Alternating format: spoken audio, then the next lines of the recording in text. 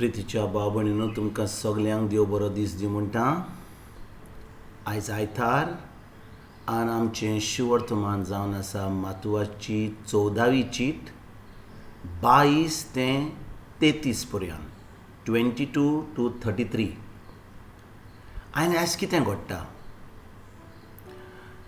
जेजूचे शीस दर्याचेर आसात आपल्या व्हड्यान, आनी थंयसर एकदम बरेंच वारें येता आनी शीस एकदम त्रासान पडटात.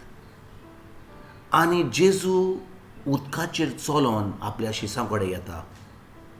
आनी जेन्ना शिसा कडेन येता, शीस ताका पळोवन भियेतात, कित्याक ते समजतात की तो एक भूत म्हणून. आनी जेजू बेगीनच तांकां म्हणटा, भियेनाकात, हांवूच तो म्हणून.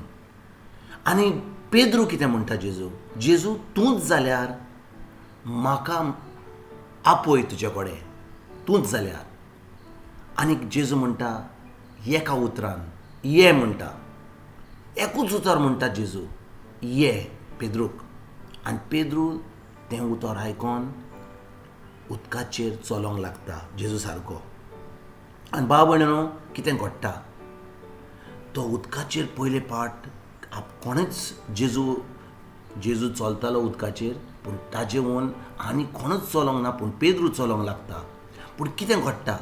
जेन्ना पेद्रूक तें वारें येता तें पळयता, व्हडली ल्हारां ती फुडें पळयता, ताका भिरांत येता आनी तो बुडूंक लागता. आनी जेजू ताका म्हणटा, तूं ल्हान तुजो भावार्थाक कितें जालें? तुजे भावार्थान कितें केलें तुका? त्या भावार्थान तुवें एक उतर आयकोन म्हजें, तूं उदकाचेर चलोंक लागलोय. पूण जेन्ना तुवें तें वारें पळयलें, ती ल्हारां पळयलीं, कित्याक तुजो भावार्थ कमी जालो? आनी जेजू ताका सांगता, तूं ल्हान भावार्थाचो, तुजो भावार्थ एकदम कमी आसा. आनी भाव भयणीनो, जेन्ना जेजून तें एक उतर म्हणलें पेद्रूक, ये, पेद्रून तें उतराचेर आपलो विश्वास दवरून, भावार्थ दवरून जेजूचेर तो उदकाचेर चलोंक लागलो. पूण जेन्ना ताची चोत्राय आतां त्या ल्हारांचेर पडली, त्या वाऱ्यांचेर पडली, ताची चोत्राय जेजूची सोडून ल्हारांचेर पडली, तेन्ना तो बुडूंक लागलो. आनी तशेंच आमच्या जिवितान घडटा. आमी जाणो देवाचें उतर घेता आनी आमी देवाच्या उतर प्रमाणे चलता. पूण जेन्ना आमचे त्रास आनी जे आमकां दिसता, कोण उलयता, कोण देवाचें केन्ना दुसरें आड उलयता, तेन्ना आमी त्यो खबरो आयकोन आमचो भावार्थ कमी जाता. आनी आमची चोत्राय जी पयलीं देवाच्या उतराचेर जेजूचेर आहली, ती आतां चोत्राय आमी कोणें कितें म्हणलें, कितें न्यूज पेपरान सांगलें, कितें टीव्हीचेर उलयलें, कोणें सांगलें, त्याचेर आमची चोत्राय पडोन आमचो भावार्थ कमी जाता आनी आमी बुडूंक लागता. आज भाव भयणीनो, गरज आमकां जेन्ना आमी आमची वाट कमेस कोत्ता, वा जेन्ना आमची जी यात्रा आमी कमेस कोत्ता, तेन्ना आमी जेजू कडेन पळोवन ताजे उतराचेर नियाळ करून आनी ताजे उतराचेर चोत्राय धरून आमी ते कमेस कोत्ता. पूण वाटेर कितें घडटा?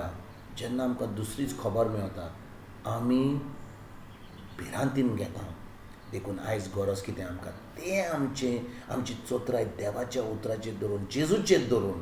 आनी जेजूचेर चोत्राय धरचें म्हणजे आनी ताच्या उतराचेर धरून आमी कसलेंच कितें आयकता तें आड जेजूच्या उतराचेर आमी ताका तें विसरोन आनी ताचेर आमी कसलोच नियाळ करिनासतना आमी फुडें चलोन आमकां तें बरें देवाचें फावो जावंक आयज आमी एक खेरीत भाशेन नियाळ करुया. भाव भयणीनो, जेन्ना आयज शिवर्तमानान आमकां ही शिकवण मेळटा की जेन्ना आमी कसलेंय काम कोत्ता आनी आमी कसलोय थाराय घेता, तेन्ना गरज आमकां देवाच्या उतरा प्रमाणे चलपाक. आनी जेन्ना आमी देवाच्या उतरा प्रमाणे चलोंक लागता, तें आमी पावच्या पयलीं कसलेंच दुसरें आड आमची चोत्राय धरिनासतना ते आमी भोगूंक पावंक देवाच्या उतरा प्रमाणे जें जेजून आमकां सगलें घडोवन हाडलां तें आयज खेरीत भाशेन तुमकां आनी तुमच्या फॅमिलीक हे आयतारा दीस एक बरो दीस आवडटा आनी हांव सजमतां की तुमी खरेंच देवाच्या उतरान रिगून रावल्यात तुमचो बावार्द वाडीत जाता तुमी तुमच्या फॅमिलीनी देवाचें उतर वाचतात शिकतात नियाळ कोत्तात आनी चड करून ह्या दिसांनी जेन्ना हें व्हायरस चलता आमच्या संवसारान तेन्ना तुमी फकत घरा बसून फकत नियाळ करिनासतना पूण भायर वचोन जें देवान आमकां निर्मिलां जें आमकां करूंक सांगलां तें आमी करूंक पावूं ओके तुमकां सगल्यांक एक बरो दीस आवडटा आनी परतून तुमचे कडेन उलोवपाक फाल्यां हांव हाजीर जातलो तुमकां सगल्यांक गॉड ब्लेस म्हणटा